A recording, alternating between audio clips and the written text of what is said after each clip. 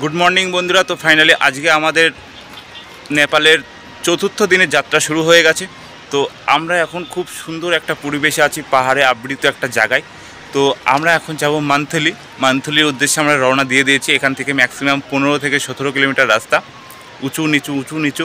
কালকে maximum cycle নিয়ে হেঁটে উঠেছি 40 কিলোমিটার রাস্তা। তারপরে একটু শান্তি পেয়েছি। কি বলবো, সবে তো শুরু, এখনও মান্থলি থেকে প্রচুর রাস্তা এইভাবে যেতে হবে। তো বন্ধুরা, আমরা সকাল সকাল রওনা দিয়ে দিয়েছি, আমাদের উদ্দেশ্য যেতে হবে মান্থলি।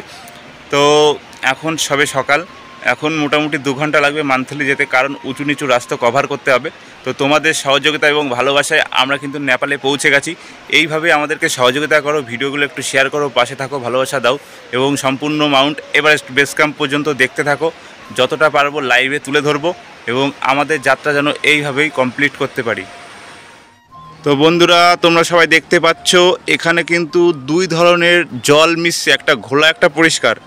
যেটা পরিষ্কার সেটা হচ্ছে বরফ গলা জল, আর যেটা ঘোলা ওটা নদী বা কোনো মানে ঝর্ণার জল মানে বয়ে আসছে আর কি।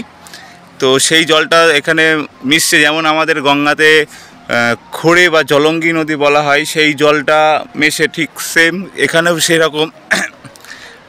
এখানেও সেরকম একই কন্ডিশান। তো দেখতে পাচ্ছ বরফ গলা জলটা কত পরিষ্কার আর কি সুন্দর একটু ভিউ, একবার জাস্ট দেখো। আমরা এ পাশটায় আছি, পাহাড়ের এ পাশটায়, এই যে।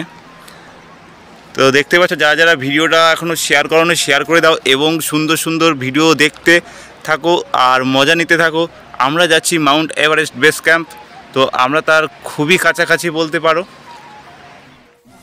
বন্ধুরা, তোমরা দেখতেই পাচ্ছ ঝুলন্ত ব্রিজ, এই সেই নেপালের ঝুলন্ত ব্রিজ অসংখ্য পরিমাণে আছে।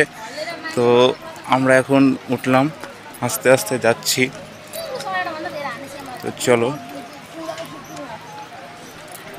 তো বন্ধুরা দেখো ঝুলন্ত ব্রিজটা কত সুন্দর লাগছে। তো আমরাও জাস্ট চললাম আজকে নেপালের ঝুলন্ত ব্রিজ। আসার সময় প্রচুর দেখেছি, মানে কি বলবো, চরম একটা ব্রিজ। দেখো দীপক যাচ্ছে, তার পিছনেই আমি আছি, জাস্ট ভিউটা দেখো। বন্ধুরা দেখতে পাচ্ছ দীপক হাঁটতে হাঁটতে যাচ্ছে, ও আর পারছে না, তাই এখন ওকে ধাওয়া দিলাম, দিয়ে আগে দিলাম। ও সব সময় আমার পিছনে 1.5 কিলোমিটার 2 কিলোমিটার পিছনে পড়ে যাচ্ছে যখন হাঁটতে হচ্ছে। আর কি বলবো, নেপালের রাস্তা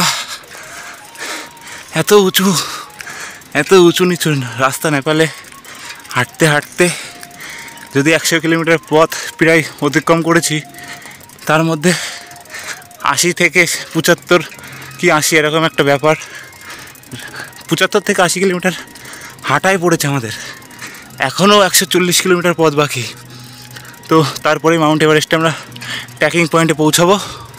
ম্যাক্সিমাম টার্গেট করেছি 2 থেকে আড়াই দিন, মানে আড়াই দিন কি 3 দিনই ধরে রাখো। কালকে পরশু দিন তারপরের দিন পৌঁছে যাবো মাউন্ট এভারেস্ট বেস ক্যাম্পের ট্রেকিং পয়েন্টে। তো যারা যারা ভিডিওটা দেখছো অবশ্যই শেয়ার করো এবং একটু ভালোবাসা দাও, সহযোগিতার হাতটা বাড়িয়ে দাও। জয় হিন্দ, জয় ভারত। তো বন্ধুরা দেখতেই পাচ্ছ পাহাড়ি অঞ্চলের রাস্তা কি খারাপ, কারণ হচ্ছে এই যে পাহাড়ের মাটি ধসে পড়েছে বা পাথর ধসে পড়েছে বৃষ্টিতে। কালকে রাতে বৃষ্টি হয়েছিল, জল জমে এই ঘটনাটা ঘটেছে। এখন অনেকটাই দেখা যাচ্ছে ওই কারেন্টের পোল পর্যন্ত, এটার পরেরটা। তো চলো আগাই। তো বন্ধুরা সবাই দেখতে পাচ্ছ রাস্তার মিডিলে পাহাড়ি অঞ্চলের জল কীভাবে বয়ে পড়ছে, মানে এদিকে সামনে কিন্তু নদী আছে এই দিকটা করে, তো সেখানেই জলটা যাচ্ছে। এটা হচ্ছে রাস্তার মিডিল, এই যে আমাদের সাইকেল। তো এখন এই রাস্তার এই জলের মধ্যে দিয়ে সাইকেলটা ওপারে নিয়ে যেতে হবে, এখান দিয়ে এরকমভাবে ঘুরে ওই দিকে উঠবে। তো চলো সাইকেলগুলো পার করি। না, শুধু তাই মুখে দেবো না, আমি ভয়েস করে দেবো।